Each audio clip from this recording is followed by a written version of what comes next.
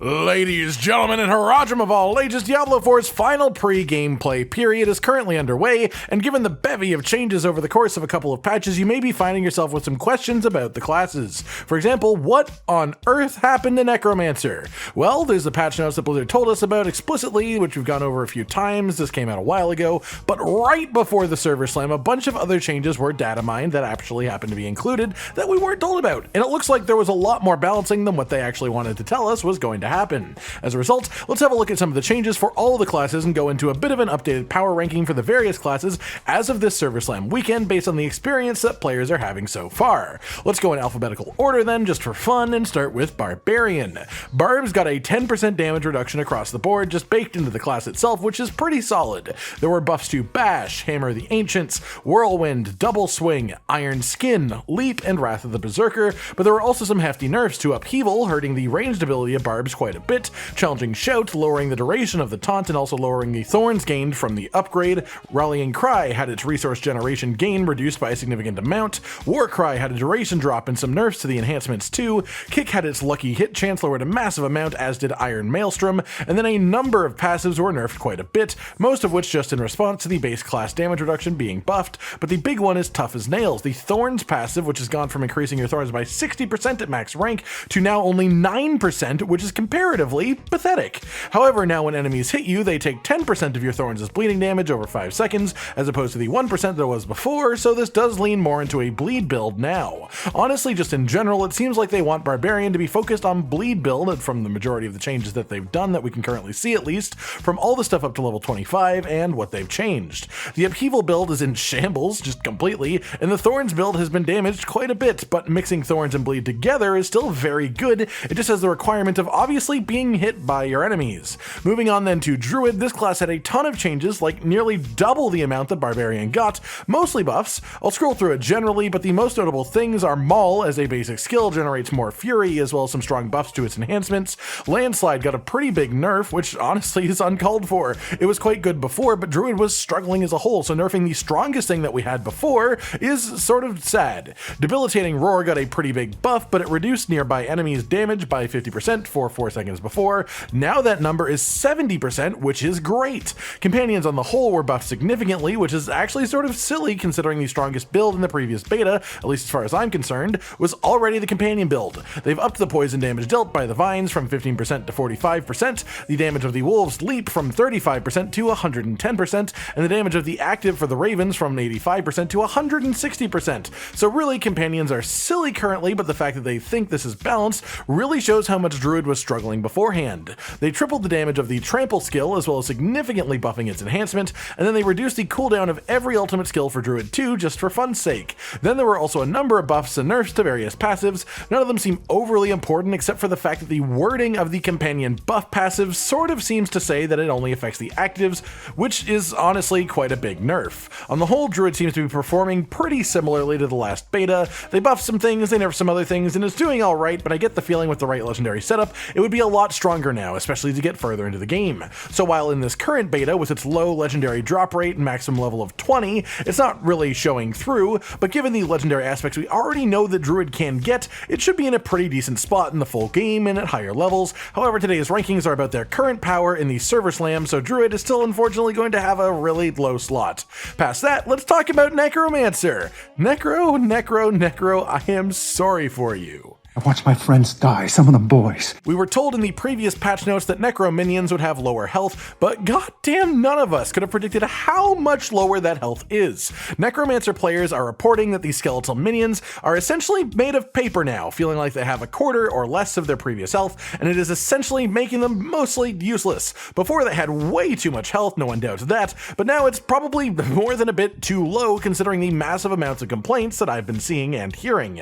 As for the more numerical changes, Bone Splinters got a hefty nerf, Blood Lance got a decent buff, Corpse Explosion got a relatively big nerf, and Blood Mist got a cooldown nerf theoretically to help break the combo with the legendary that makes Blood Mist pop Corpse Explosion and get cooldown reduction from it.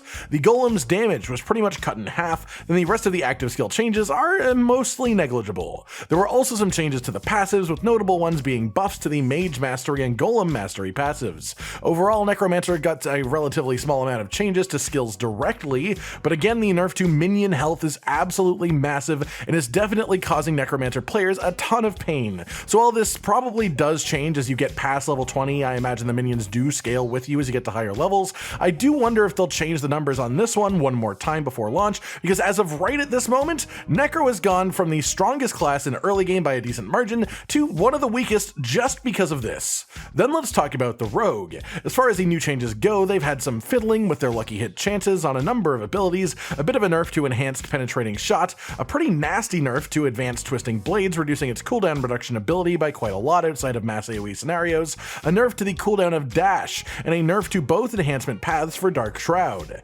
Poison Trap got a buff to one of its enhancements, giving it 30% chance now to reset the cooldown of imbuement skills, which is a really big deal because every imbuement skill now has a 13-second cooldown instead of the 9-second cooldown that they had before, which is about a 40% increase. That's very nasty.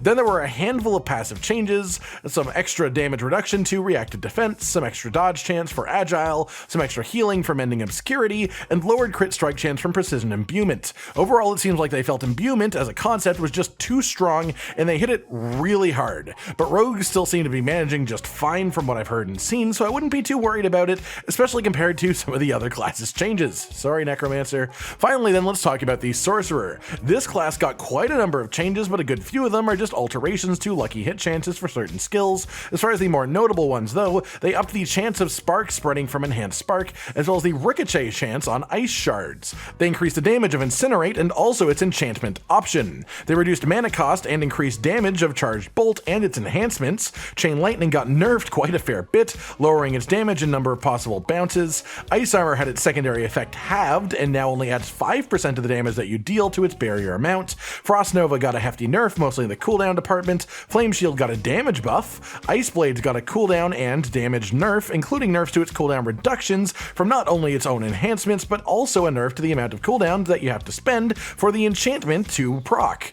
Hydra got a nerf to lucky hit chance, duration, and a super hefty damage nerf that makes it now deal only about a third of the damage it did previously, which sucks. But Meteor got a buff to its damage and a buff to its enchantment. Deep Freeze now does more than double the damage it did with the ticks, but applies a bit less chill. And then we move on to the changes to passives. Elemental Dominance got a slight nerf, Align the Elements got a major nerf, Protection got a major nerf, and the rest are pretty much just wording changes to make the skill text make more sense. Overall, there were quite a few nerfs to the absolute strongest build that Sorcerers were using before, but don't think that this has ruined Sorcerer, not at all. They had plenty of strong build options before this, and honestly, especially with the fall of Necromancer, Sorcerer is still extremely strong. In fact, now that we are about to round out the video with some actual power rankings from all the feedback I've seen so far, Sorcerer is now top of the list of power. Second up is Rogue. Imbuement's taking a hit was nasty but not completely debilitating. Third is Barbarian. They nerfed Thorns a bit, but they buffed some other things and made bleed just a bit stronger, so combined with 10% increased damage reduction across the board,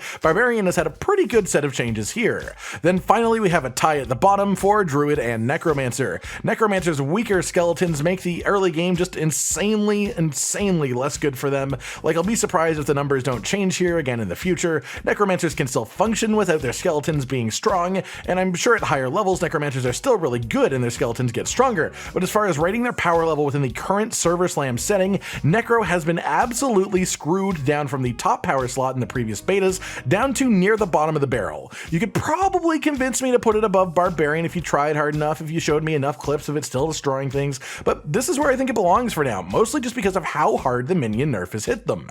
As for Druid, they're still good. The companion skills had their active damage buffed, but their passive damage was nerfed by a change in the wording of the passive skill. They nerfed Landslide, which was our best reliable damage source by a fair amount, and they did buff some of the Werebear skills, which I really like personally, of course, but as those weren't really that strong before, this essentially just made them viable. But unfortunately, on the whole, Druid still feels relatively weak compared to most of the classes in the early levels of the game, at least, that we have access to right now. That said, all of these classes are still more than capable of completing all the content available in the server slam. All the classes are still really fun to play. I enjoy playing all of them. It's just that their actual ability to kill and survive has shifted a fair bit from the last playtest into this one.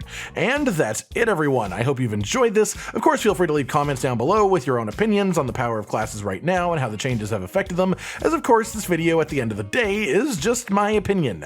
I've seen what a bunch of people have been saying, and of course I took that into consideration for this video, but your experience may still vary from mine. In any case, I hope you all enjoy the remaining time left in the server slam, and I hope you're all able to survive the nearly month-long break that we're about to have before the game comes out properly. Like if you liked the video, subscribe and hit the notification bell for more, and most importantly, ladies and gentlemen, until next time, stay sweet. Josh, Cotton, and Hollow with the videos, dropping the humor like a hammer on your tippy toes, bringing entertainment on a daily arrangement to take our insanity and turn it into entertainment. Yes, I said entertainment twice, to reiterate that it is nice to look into your faces on a mostly daily basis when you let us in your homes to make the whole world a stage. Goodbye.